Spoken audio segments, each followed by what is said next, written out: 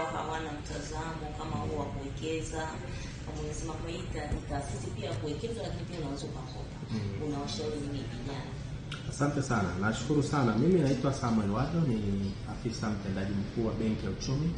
Nimefurahi kwamba leo mmetutembelea ili tuhabarishe wananchi wa Kilimanjaro na maeneo ya jirani kuhusiana na umuhimu wa kuweka akiba hasa kwa vijana na makundi ya kina mama.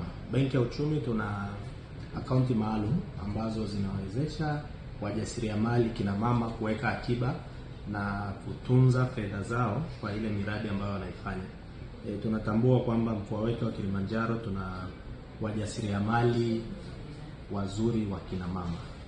Kwa mkoa wetu wa Kilimanjaro wakina mama wengi ni wajasiriamali na wanafanya kazi nzuri sana. Kwa hiyo sisi tumeanzisha huduma ambazo zinawasaidia kuweka akiba. Kama walivyosema, changamoto kubwa mbili za vijana na kina mama. Moja kwa vijana ni kuhusiana na kuweka akiba. Na tuna huduma maalum kwa ajili ya vijana ambao wanaweza kuweka akiba zao kwa kile kipato ambacho wanakipata na bila gharama. Lakini kwa upande wa kina mama pia tumewekea huduma hizo za kuweka akiba ambazo zinawasaidia kuweka akiba zao bila kuwa na gharama.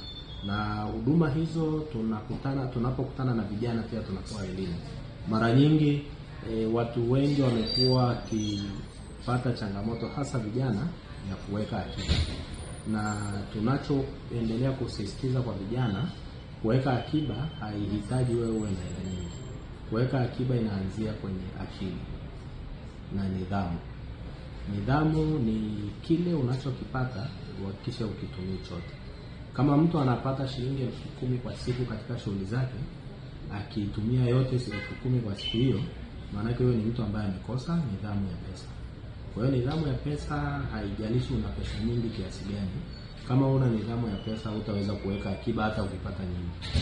Kwa hiyo kile kidogo unachokipata ukitengeneza ile nidhamu ya kutunza inakusaidia kwa ajili ya kuongeza kile kidogo unachokipata. Kwa hiyo msisitizo wetu kwa vijana ni tuendelee kufanya kazi zile ambazo zinatuwezesha kupata kipato cha kila siku, lakini kila siku kumbuke kuweka akiba.